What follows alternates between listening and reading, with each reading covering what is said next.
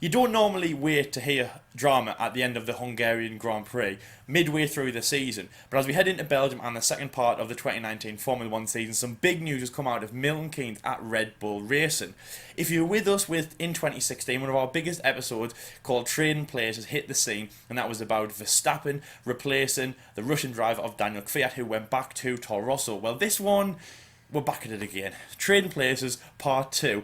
But finally, we're better than we were back in 2016. So welcome to Trading Places Part 2 almost. And as I said, we are going to be talking about the big news from Red Bull, which came out a few days ago, earlier this week, which was that Thai British driver Alexander Albon is going to be stepping up to partner Max Verstappen at Red Bull Racing for the Belgian Grand Prix and the rest of the 2019 season, which can only mean one thing, and that unfortunately that is French driver Pierre Gasly will be stepping back and reverting back to his seat at Scuderia Toro Rosso alongside Danny Kvyat. Now, it's incredible news. It really, really is. And we're not going to talk about the ins and outs and what actually happened because you already know what has happened. Formula One has shared the hell out of this big, shocking move. As a Red Bull fan and a kid out in Red Bull, and you know for a fact, guys, that I have now got a Pierre Gasly Red Bull shirt, which is now just sitting there doing absolutely people like nothing. You who actually own one of them shirts. Pierre Gasly hats, tops, everything. Outdated. I feel sorry for people like me as well, John. But thankfully, the Max Verstappen is staying. Thankfully, for now. But yes, I mean, oh God, I can't believe it. Anyway, so when I first heard this news, I was like, this is a massive shock. Now, again, I can't really remember where I was doing or where I was when I heard the Danny Kvyat news, but I can tell you right now that I was a Kvyat fan. I've said to Jordan and I've said to you guys many, many times, I was shocked by the move. Max Verstappen at that point was a young guy, didn't really do much at Toro Rosso. Danny Kvyat was a good driver for Red Bull. He was actually higher on the 2016 driver standings as of the Russian Grand Prix than his teammate Danny Ricciardo. He got a podium in China and he was on stead to be a good driver. Replaced by Max Verstappen. I mean, yes, he won in Spain, but before that he was like, who was Max? Where did he come from? And of course we know a little bit more about Alexander Albon. He's driven the same amount of races as Pierre Gasly. They've both been in the seat for 12 races. Pierre Gasly was in the seat at Toro Rosso for the 2018 season. So Alexander Albon has only had 12 races to show himself in the Toro Rosso seat. Now he's been promoted to the big leagues at Red Bull to partner Max. And to be honest, my initial thought is, what? I cannot believe they haven't given Pierre Gasly a big chance. He's been in Formula 1 for 30-odd races, as I've said, 12 races or half a season with Red Bull Racing. A few okay finishes here and there. He got a fourth place in China and the fastest lap. He got FP1, P1s and FP1 quite a few times, including the one that me and Jordan saw at Silverstone. So he's definitely proven himself to be a so-so driver. Obviously, he helped Red Bull get to third place in the Constructors, of where they're now most likely going to finish the season on.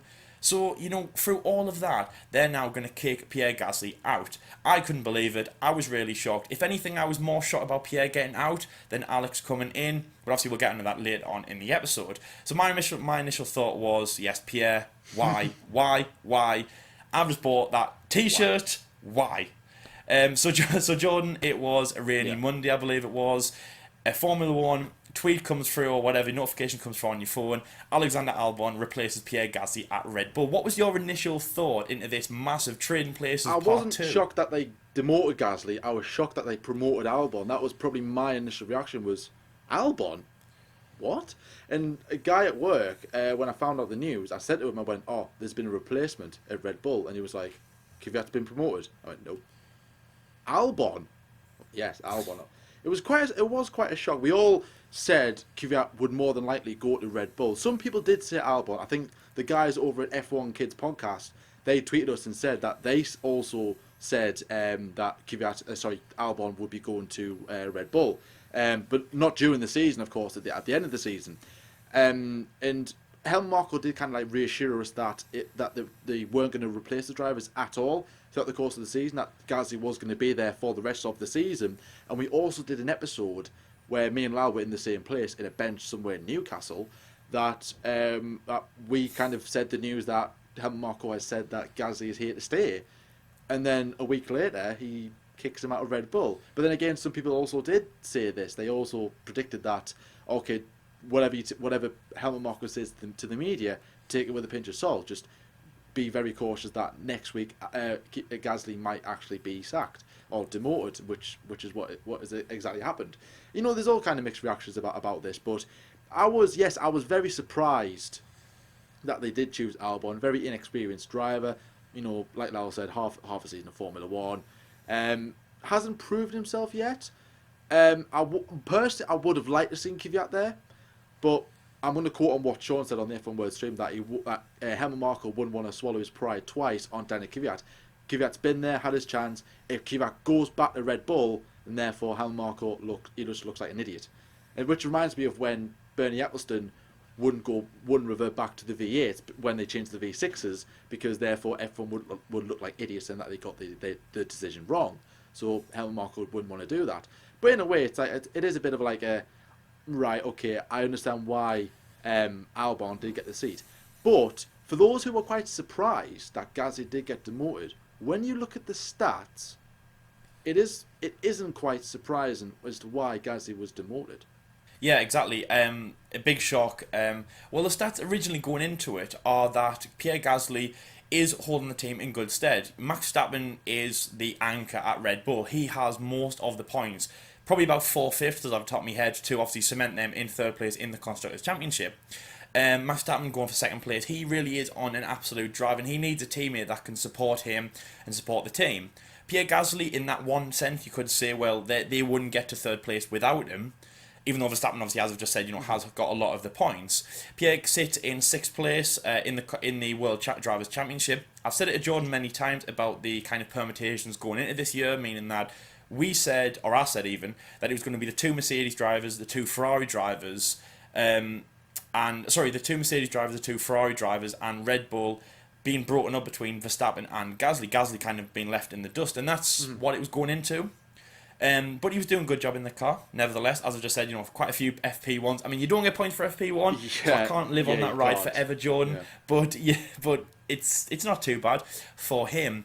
And doing an okay job in that car. See, China, I'd say, got a fourth place in that.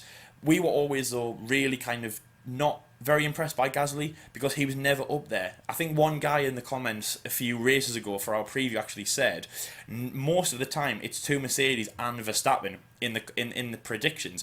It's normally Verstappen. It's never Verstappen and Gasly, and he's never been on the podium, never shown himself to be a strong driver. So last year in 2018 against Brendan Hartley, he was a strong driver. He beat Brendan, but Brendan Hartley was a 28-year-old driver returning into the Red Bull Junior program after doing rallycross for about 6 years in his career. He wasn't the height of the strongest driver that Formula One has ever seen. That was almost like so like Pierre Gasly was so prepared to drive these modern day Formula One cars, whereas like Brendan Hartley he just came from WEC or WEC. I hate that name, WEC. Just say WEC. WEC. Like World Endurance Championship. I hate when they say WEC, but nevertheless WEC. He was coming in from there. He had a very successful spell in that series of sport, coming into Formula One. Totally different sport. It's like when Kubica was going back to Formula One to partner George Russell. Everyone thought Kubica, with his experience in Formula One, would outshow and outpace Russell. But Russell is more prepared for Formula One than Robert Kubica. So that kind of works that thing. So really, Gasly did have a strong season at Toro Rosso, but he had an easy teammate, if I'm honest. Yeah, he didn't have the teammate that I don't would push him. I don't want to take anything away from Gasly's ability, because personally, to me, I think he is a good driver. He's not a great driver, he is a good driver, and I'll continue to support him. I'm not a fan of him, but I'll support him. I'll back him. But like, he didn't have a teammate that really put a challenge to him, apart from when they nearly went into the back of each other in Baku. If you remember that in qualifying, that was close. But nevertheless, he didn't have a teammate to really challenge. So really, Hartley made Gasly look good, or better than what he is. If he had a stronger teammate to actually push him, then he could have got that. We might have seen the Gasly we're seeing now. Yeah. I mean, even Verstappen in Sainz, obviously when Max Verstappen was brought up, he had Carlos Sainz who pushed him, and to then beat Carlos Sainz, it showed that he was a strong driver. Jordan also as well, just going on the Gasly promotion kind of thing. Obviously, you said that Brendan Hartley was probably one of the easiest teammates that he had, but also Red Bull didn't actually have many choices, did they? Because Carlos Sainz had gone to Renault and was signed for McLaren, so obviously he was out. Yeah. And then yeah, and then after that, there was nobody else really that could have taken that seat. And obviously Danny Rick had already left. So again, like if you watch the Netflix series, they said that many teams were kind of shoved in the dark. They had to make a fast decision because of what Danny Rick had done. For example, like Renault driver, obviously one of those drivers was going to be out. Obviously Carlos Sainz and Nico Hulkenberg. But at Red Bull, somebody had to fill the seat. And as I said, Hartley was never going to get there because he wasn't a good driver. I'm sorry, but he wasn't the best driver. Yeah. So was Gasly probably one of the only choice that Red Bull had? A bit like what they're faced with now, where they don't have anyone in the junior program. Well, they did have another choice driver, but they sent him on loan to Ferrari, which was Danny Kvyat. They could have just re-signed him and kept him on, but they took Pierre Gasly on at the end of 2017 with Brendan Hartley and stuck with that driver lineup because they impressed at the end of the season. Which, it's like Red Bull are just like kicking off drivers, just like anything, like the nothing, like bring him in, kick him out, to the point of where they are struggling for younger drivers to replace their current drivers, and they're having to bring back other drivers. Like, for example, Albon was supposed to be in Formula E. Kvyat wasn't even supposed to be in Formula 1. Gasly, he was supposed to go to Formula E. If you remember, he had a few tests in 2016, I think it was, with Renault Edams, which is the same name as the cheese, which is weird. And then he went off to Super Formula. Then he got the call to come to Red Bull or Toro Rosso, be part of that program. And we all thought Gasly was the driver that would slip through the cracks of Formula 1, but he didn't. He went back there. Hartley was another one. We thought he went through the cracks. He didn't. Albon we were like, he's certainly not coming back to Formula 1, and he is. And now look where he is. He's driving for Red Bull, which is a mad 6 to 8 months for Alexander Albon. But don't get me wrong. I'm not going to say that like Gasly had a poor 2018. He had a really good 2018. For example, that 4th place in Bahrain. That's good. No, Bahrain, sorry, yes, it was Bahrain. I think it was the third race of the season in 2018. So 4th place was in a Toro Rosso. That's really good. In the dry, no like mad crashes, no nothing. That's pretty impressive. That was probably the early signs that we thought Gasly had it. But coming into Red Bull, I would say from testing, the pressure was on. The pressure was on Gasly from the off, kind of, but not as big as what it got. There was like okay, we want you to kind of match what Ricciardo did, because they wanted to replace Ricciardo, because Ricciardo's a really good driver. No doubt about that. So they wanted to go, okay, just do what Ricciardo did. Just be there with Verstappen, just get us a couple of points. If the Ferraris run into each other, you be there to collect them points. And then from testing, he was crashing the car and everything like that. And then immediately, Helmut Marko was like, Gasly's under pressure, or Gasly's been under review. And then the media would be slitting into Gasly already. And I'm like, this is like day 2 or day 3 of testing, guys. Like, and also as well, Jordan, like just what you were saying about Brendan Hartley, Pierre made him, because Brendan Hartley wasn't the best driver, it made Pierre Gasly look better. Again, on the flip side, Max Verstappen was so good and obviously held in so high rating that it made Pierre Gasly look bad. And I was also going to say, for the pressure, yes, he was never going to be there, but he had to support the team. A little bit like Valtteri Bottas in 2018, or at least when Valtteri Bottas was signed, he was signed only to just collect the points, to do a little bit what Nico did, but he wasn't going to be the anchor. He was going to be the guy who would just support the team with points. That's what Pierre Gasly was here to do. But that being said, you can't be in Red Bull Racing, one of the best teams in Formula 1, with such a short history, just over 10 years, and then also partner Max Verstappen, taking over from Daniel Ricciardo. You can't be kind of in that massive rush of a melee. That's like going from working in this little cottage town in Yorkshire to going working in London or Paris. It's like it was such a big change for him, and very much like that. Our Yorkshiremen in this what I've just said example, I meant to say, he will feel the pressure of that, and that's why he was feeling the pressure. And again, like I've just said at the start, it was like the 2 Mercedes drivers going with it together. Charles Leclerc just managed to kind of go with Vettel a lot better, but there was always a massive gap between Verstappen and Gasly, and we saw that even, John, when we went to round 10 with Silverstone. We felt the gap between Verstappen. And even though Gasly was performing when we saw him at Silverstone, we saw the massive gap between those two drivers. It was absolutely incredible. And Gasly was never going to be on the same level as Verstappen. No. Whereas, flip it around that, we have seen other drivers, for example, like Kvyat and Ricciardo, back in obviously before the trade place went on with Verstappen, Ricciardo and Kvyat could have been on the same level. But there was never a chance that Verstappen and Gasly were going to be on the same level. Yeah. even though obviously I had a lot of faith in Pierre because I had his top, for example. Sure. I mean, like some like guys, like some people, like some drivers, handle pressure very differently. Like I know some people have been saying, well, when Kvyat went to Red Bull, he beat Ricciardo, okay, but Red Bull had a really poor car that year, and Gasly is not Kvyat, so that's that out the window definitely. And like yeah, so what I was saying before about the whole matching Ricciardo, the pressure was there because Gasly, like I said, I'm not taking anything away from Gasly, but he's not the same driver as what Ricciardo is, so therefore Red Bull should have really knew that he wasn't going to be up there straight away, if you like. I know it might have taken a couple of races to get up there, and to be fair, they would have thought that Gasly would have progressed, and they've just got frustrated. They're just like, oh, like they're annoyed. And what you were saying there, like, I've said it as well. I put a tweet out saying, is Verstappen doing good, making Pierre look bad? Because if Verstappen was getting P5s and P4s and P6s or whatever, then therefore there'd be no pressure on Gasly because Verstappen's not doing well. So it's the car, it's not the drivers, it's the car. But the fact that Verstappen's won 2 races, in fact I've got some stats for you guys. So Verstappen this season has won 2 Grand Prix this season, 1 pole position, 3 fastest laps, and 5 podium positions. Gasly, no wins, no poles, 2 fastest laps, and of course no podiums. And another stat that was, again, what I was saying before at the beginning, when you look at the stat, it just shows how poor Gasly was at Red Bull. He's never completed a lap in leading the Grand Prix. He's never completed a lap whilst in second place, and he's never completed a lap when he was in third place. So he's never been in third place in the Formula 1 car ever. Even if it was, it might have been for half a lap. He's completed 24 laps in fourth place, right?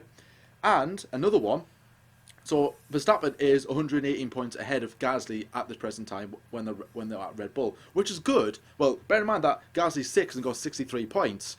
That's good for a Toro Rosso driver. So he's linked with Red Bull for next season. Verstappen has got 74% of all Red Bull's points, which I worked out on my own, but then I had to double check because I wasn't too sure, which I was right. So I was like, yeah, I'm good at maths. And not only that, but Verstappen has been ahead of Gasly in terms of laps per laps. So he's been he's been in front of Gasly for 95.3% of all laps this season. And I guarantee that most of those percentage for Gasly's side was at Silverstone, where if Verstappen hadn't crashed or whatever in Vettel or that little incident didn't happen, then it would be 12-0 to Verstappen in terms of race finishes ahead of against a teammate. It's currently 11-1, and then it's 11-1 again. The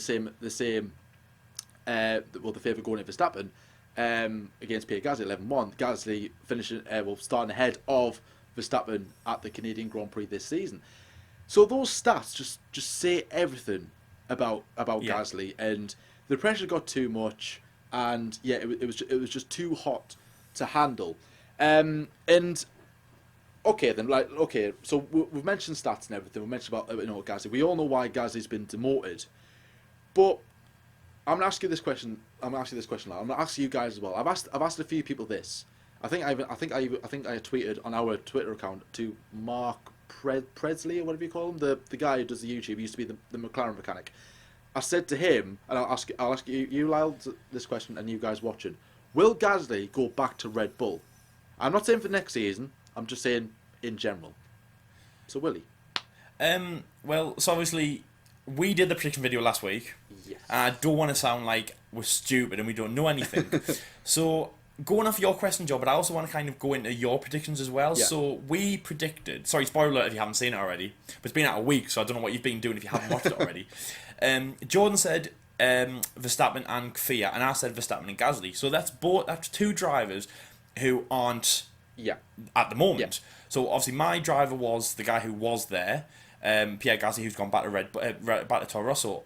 Jordan's guy is the guy his teammate who hadn't gone back, who should have gone back.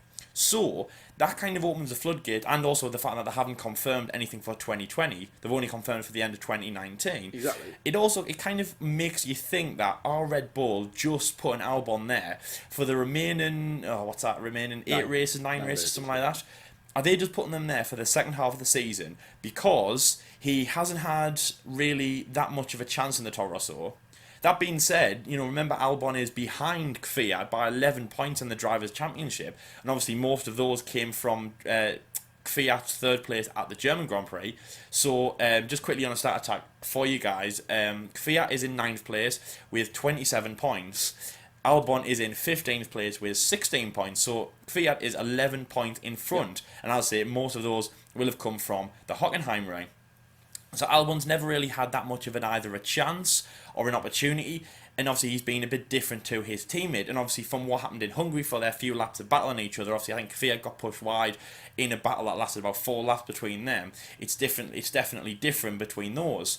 So Kvyat has already had his chance at Red Bull. Are they now saying, I tell you what we're going to do with the remaining 8 races, we're going to swap Gasly, we're going to put Gasly back to Toro Rosso, but mainly less so about Gasly. Are we just going to put Albon in the Red Bull seat, race him for 9 races, see how he does, and if he does well, then we'll go, I tell you what, we'll give him a chance. I think that'll be more than likely because, they're going to assess Albon in the next 9 races. Because Kvyat has already had his chance. Because Kvyat, obviously, I know it's only the 2016 car, but Kvyat's already had his chance. Yeah. Who else? So obviously, there is Kvyat only. Gasly has had his chance for 12 races. And the thing is that, just quickly, John, obviously, before I pass it back over you, if we, obviously, Red Bull haven't said that this is kind of a test, but now that this has kind of opened the floodgates to a possible just Alexander Albon just testing the water for Red Bull, it's likely. If we thought that Gasly was going to be in for 12 races just to test the water, would we then think, you know what, Red Bull are just having a bit of a mess on the season? I mean, firstly, Verstappen will be fuming if that's the case, because Verstappen wants to win the World Championship. Verstappen wants to win the Constructors' Championship. Verstappen will not want... It's almost like Verstappen is... So, you've gone out to the zoo, or you've gone out of the park, and you've got, your kid, and you've got your kid's friends. Right, Verstappen is the dad who he wants to go and see the lion exhibit, and that's right at the other end of the park. Right. And he's holding all the sweets, and he's like, right, guys, come on, we got up early to go to this lion exhibit. And then the 3 other kids, called Gasly, Albon, and Kvyat, are all messing around with the... Well. It's disturbing, but carry on. Thank you. Well, I hope it's painting your picture like everyone. I hope it's got a picture out there. And then they're all messing around at the start, next to the entrance where all the monkeys are, and the penguins, and the llamas, and the Jordans. Oh, cheers for that. So they're all messing around with them, and then Verstappen's the one going, "Come on, let's go." So linking that back to Formula One, Verstappen is the one that's going, right, I want to get points with Red Bull, but he's kind of being pushed away for the moment because they're playing this game of who fits the Red Bull seat best. And who could partner Max Verstappen for 2020? They will be looking at Gasly's results, right? Well, Gasly's results, right? And they'll also be looking at the Constructor Championships. Ferrari are 44 points ahead of Red Bull. So they'll be thinking, if Gasly wasn't a lap down all the time and battling the Ferraris and not battling the Alfa Romeos and the McLarens, like what Christian Horner has said, they could have been ahead of Ferrari. Now, if... The thing is, though, right, is that Red Bull are in a very fortunate position that they can swap drivers whenever they feel like, because Red Bull and Toro Rosso are part of the same organisation. They are 2 separate teams, but it's under the same name. It's Toro Rosso trading as Red Bull, whatever they are, Red Bull energy drinks, right? So they've got that. They've got the best thing. The best thing, just trade, just swap drivers whenever they feel like. Which they're in a very fortunate position. So they could just just swap back. Whenever they feel like. So, that's an advantage. That's an advantage for itself over to the teams because they can't really, other teams can't really do that. Mercedes can't do that. The Ferraris can't do that, right? But also as well is that they've put Albon in that seat because Red Bull have got nothing to lose. Okay, so McLaren, I love McLaren. They're my team in Formula One, but they aren't catching for Red Bull. Red Bull have got 3rd place. It's either 3rd place or 2nd place for them. They're not going to win the Constructors. They're not going to finish in P4. It's P3 or P2. If McLaren or anybody else was a lot closer, Like I'm talking like 50 to in between about 20 to 50. In fact, no wait, I'll probably say about level pegging to about 30 points, 40 points. Yeah. Red Bull wouldn't have changed the drivers, despite how badly Gasly was doing. They would have just supported Gasly and went, right, okay, your state just improve. The fact that with Red Bull they're doing extra testing for 2020. Yeah, exactly. Jordan, they're doing extra. They're trying to get testing. second place in 2019, but then Yeah. assessing for the future in 2020, which is probably why they've got Albon, not Kvyat, because Albon's 2019, 20. How old is he? 20. He's 20. And Kvyat's 25. So therefore they're looking to the future with Albon. But not only that, they're just giving him a chance because like I said, they've got nothing to lose. No, they've given Kvyat his chance before. Yeah. That's what I was saying about Three Little Kids. They've given Kvyat the chance. They're giving Albon the chance now, and they've given Gasly the chance who hasn't performed. And if anything, they're just doing more testing for 2020, which, as Jordan said, Haas. I was going to say Ferrari can't do because I was going to say Haas. They could swap the Haas drivers in, but yes, Ferrari can't do it because they don't have a team. They don't have a Ferrari. Don't have like a Ferrari junior team apart from Haas, but they couldn't. It's different. Yeah, Toro Rosso and Red Bull, are kind of two that's very the more obvious things. one. Like I know people are saying like, okay, Mercedes, Williams like the Mercedes B team or Alfa Romeo is the Ferrari B team. That's just rumours. Yeah. We know Toro Rosso and Red Bull. It's just because they use the same A and B engine. teams. It's just because they use the same engine. Yeah. But yeah, they're just doing more, and also as well because Red Bull don't actually have anyone else in their junior program coming through the ranking. So that's the case why they're trying to get the best result for them. And again, it just brings me back to the main thing that I said. Obviously, the guy, because as well as I am supporting everyone else, the thing that I would love to see Red Bull do again is win a world championship. And the man who obviously I'm wearing at the moment, oh, by the way, this is the new cap, guys, just if anyone likes it. It is nice. It's on sale now. Advertisement there. But so this guy. We're not sponsored, by the way. I wish we were. This would be free. But it wasn't. Kid from the Netherlands, mind, which I was very like. I don't know. Very I like the Netherlands. I like it go sometimes. The cap's nice, not your favourite. But oh, thank you. Anyway, yes, going back on the topic. So talking about the Netherlands, Max Verstappen is the main guy, and in 2020 he's going for the world championship, and he's said it. And this year he's out of contention. Bottas is almost out of contention, but he is definitely the only guy who can get Hamilton. But next year, I do strongly believe that Verstappen could win the World Championship. But you'll have to wait until our 2020 predictions come around for that. But if he's going for the World Championship, Red Bull are definitely going for the Constructors' Championship, because you're going to have to go all the way back to 2008, which is Jordan's year, where Lewis Hamilton won the World Championship. Because of Fernando Alonso, McLaren were, I believe this is right, if you correct me if I'm wrong, McLaren were disqualified, and so that was the last year that the team that won the Drivers' Championship were different to the team that won the Constructors. Well, that was every single year since 2007. They were sacked. Ferrari won the Constructors when McLaren lost all their points in 2007. So yeah, it was Raikkonen and Ferrari. But in 2008, Hamilton won the title, but Ferrari won the Constructors, which was the last time. Yes. That a different driver and constructor won the championship.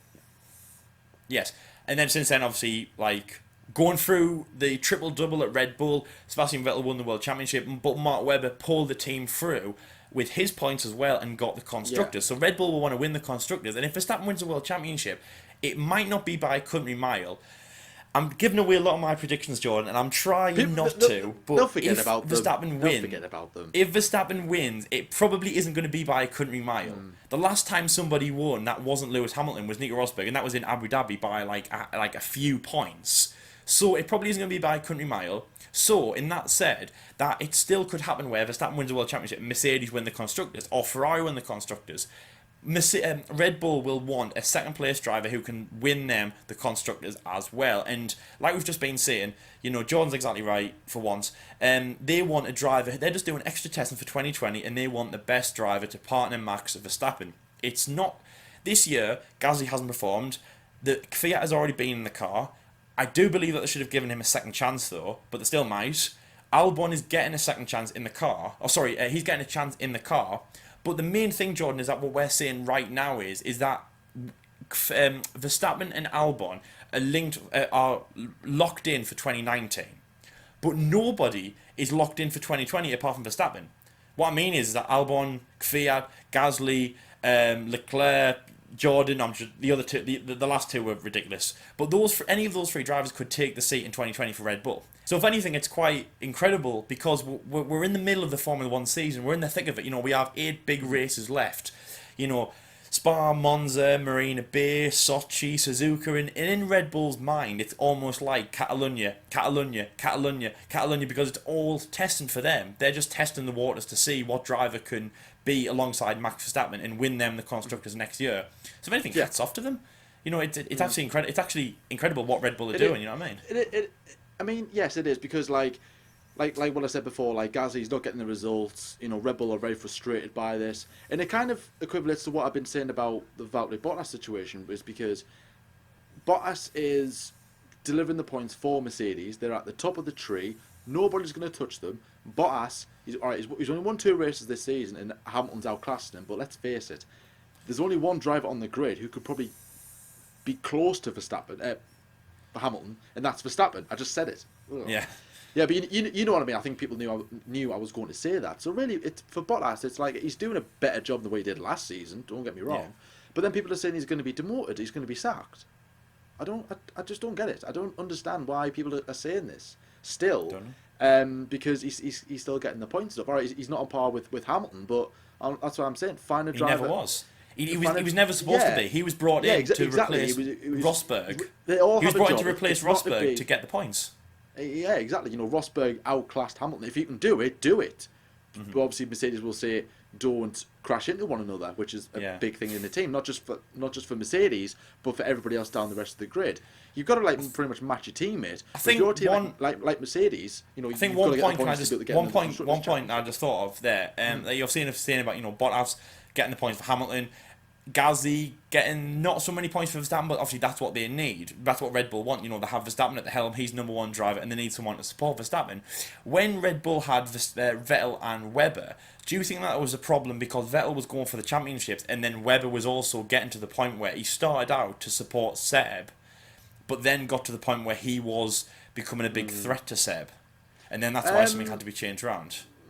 I think the Mark Seb situation was a bit sort of different because, Mark was getting the points, but Mark was he was getting to the end of his career, but he wanted, he was never in a position where to be able to go for a world championship at all in his career. He came close in 2010, and it was he probably got a bit obsessed on that. Well, maybe not obsessed, but he was I want that again. I want to win the championship before I retire. You know, he's in a really good situation. He's in a really good car to do that, and that's what he wanted. But with Vettel coming in, who'd been 2010 world champion, 2011 world champion, at such a young age, of course they're going to build the team around him and forget all about Mark. Okay, Mark, your objective is to get the points. Vettel's objective is to win the championship for himself and for Red Bull. He's going to get the bulk of the points. The moment Vettel starts doing bad at Red Bull, either they switch to Mark and they get rid of Vettel, or they both leave and they get someone else in. Some 2 other drivers, who knows? But with Gasly, Red Bull are just annoyed. They're frustrated. But this is the thing, though, right? Because they're getting so annoyed, frustrated rather quickly. That do you think that Red Bull need to think about the drivers that they are employing for their team? Because Kvyat coming in, he's out. Then now Gasly's in and he's out again. And there's just constant rotation. And not just the guys up there, the guys who were part of the junior program, like Hartley was out, Albon was out, Sainz gone, Jeff gone, Kroon Chandok was there, gone, and Felix da Costa, Alex Lynn, and probably a few others. Dan Tickton, Dan Tickton was understandable. So, but everybody else was just out, without even giving a chance. And because of that, they've got no one. And it's going to get to a point where if Albon doesn't improve or doesn't impress, then Red Bull are stuck. What do? Do you put Gasly back in that seat? Do you give Kvyat a chance? Or do you go for someone completely different? They've kicked out all 3 of those drivers. Exactly. And that's the thing, they've messed around all those 3 of those drivers. I don't really know where they'd go. It's all well and good us sitting here just going, Red Bull are doing this, Red Bull are doing that. Red Bull know what's going on behind the scenes better than us. Gasly, for all we know, could be rubbish at giving data back. He could be lazy. He could be thick. He could, well, maybe that's a bit harsh, but he could be really. He couldn't be. Not, he might not be a good driver, but he might be like what I said there. He might be really rubbish at giving stuff back to the team. He might not be a team player. He might be all, oh, I'm going to be world champion in 5 years type of mentality. It's like, I could be a cocky kid. He might look. Well, there's probably always things behind the scenes, like there was. So there's certain things that could have triggered this, and not until we see the season 2 of this documentary on Netflix is we might understand another side of Gasly. Yeah, but there probably was already things behind the scenes with Kvyat. Obviously, if you remember after the Russian Grand Prix, Sebastian went to go and talk to Christian Horner about it. Obviously, we've got no idea what was said there. There is rumours being flown around about, like who brought who into the team. Jos Verstappen, did he have so much of an input where Helmut Marko had to bow down to Max? We don't know the ins and outs of the team. We can actually only say what we see, from the news and things like that. Exactly. And the things that we were only fixated on is how good of a driver that they are and what are they actually playing with. But obviously, they could. He could be a bad driver at giving data back, but we will never know that. The only thing that we know is that obviously Gasly was just not a cut for them. But also I don't know. Here's a question for you, John. So the ratio of kind of what's actually going on here, is it Gasly? Did they just want rid of Gasly, or did they want to bring Albon in? Like, what I mean is, did they see is Albon Verstappen? Did they see Albon and want him in the team, or did they just want to get rid of Pierre Gasly? I think, I was just about to touch on before, because when Kvyat was demoted, he wasn't doing a bad job. He got 2 podiums, one in 2015, one in 2016, beat Ricciardo. He was doing okay, but Verstappen was the hot prospect. He was the next big thing. Everybody knew that. Unproven, but worth the risk. At the time, because Red Bull didn't have a reputation of just throwing drivers under the bus here, there, whenever they wanted. So in Trading Places 1, Red Bull wanted Verstappen in that seat. Why they didn't give him a seat for 2016, I don't know, but never mind. Again, we don't know much about that. So they get rid of Kvyat, send him back to Toro Rosso, put Verstappen in that seat. They wanted Verstappen in that seat. Yeah. For this one, they wanted Gasly out, which is blatantly obvious to see, because the results, it's not that they just went, all right, they're being awkward, okay, I don't like you, out. He's not giving the results. But to do halfway through the season, it's a bit. But that's what I said before. It's not about halfway through the season. It's the fact that Red Bull have got nothing to lose. There's no one there that's going to catch them for that 3rd place. They've got 3rd place in the bag if they wanted it. And don't get me wrong, they got 3rd place last season with Renault, but this is a different 3rd place because this is with Honda.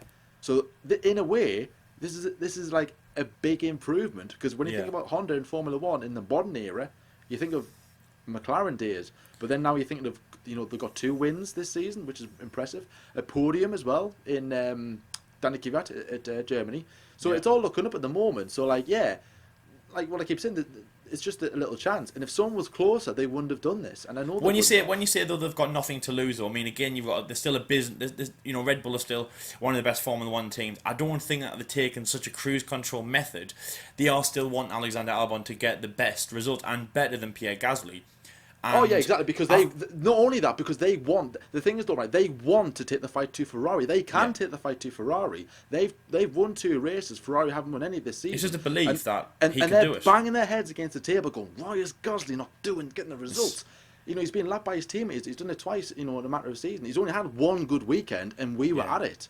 So maybe we need to go to all the races, Lyle, so we can give Gasly the right support. And Gasly won P1 in FP1, but I'm sorry, I should stop saying that because that's not important. But he also got fastest in FP2 in Hungary. His results were canny in Hungary up until qualifying, when he was just off the pace completely. Right, we've talked about Gasly, why he's out.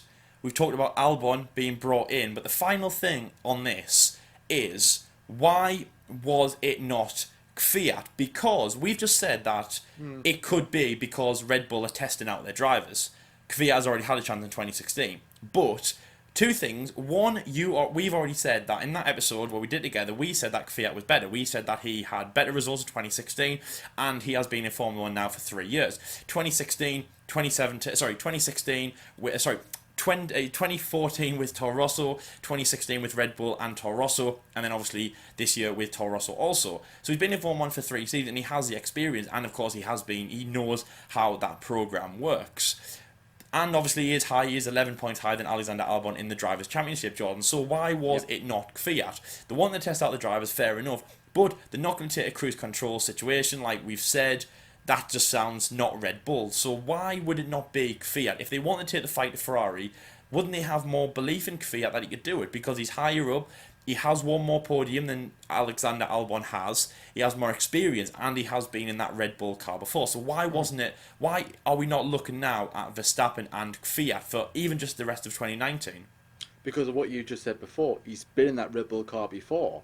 Now, like I said, it was a big shock that it was Albon they chose, and initial reaction was like, really? Why? Yeah. And I said that it would be a very bad choice for them to go with Albon. I think I said this in the predictions, to go with Albon, because they haven't learned the lesson over Gasly. But thinking about it, like I said before, Red Bull, they're not going to lose at third place. The worst case for them is they stay third. Okay, the best they can do is go second. Right? Now, if Albon doesn't get the results and Red Bull stay third, all right, let's assess how Albon is done. Can he handle the pressure? Can he not? If he doesn't handle I think us saying like what happens if Albon doesn't deliver, that's we can't really talk about that until it's actually happened, because we another situation comes about. Kvyat in that seat, another driver in that seat, Gasly going back into that seat. Do they chance it with Albon again? Who knows? That's totally for another episode, and probably closer towards the end of the season. Really, we need to see Albon in his Red Bull for another couple of races before we go down that road. Yeah. But so give Albon a chance, see what he can do. His results against Kvyat this season have been all right. I thought Kvyat was much more dominant in terms of stats than this. Yeah. So like Lal said, that he's 11 points ahead. Kvyat's on 27, Albon's on 16. In races, it's 7-5 to Kvyat. But it's actually in qualifying, it's 6-5 to Kvyat, which I worked out as 6-6 because there's been 12 qualifying sessions, but apparently 6-5.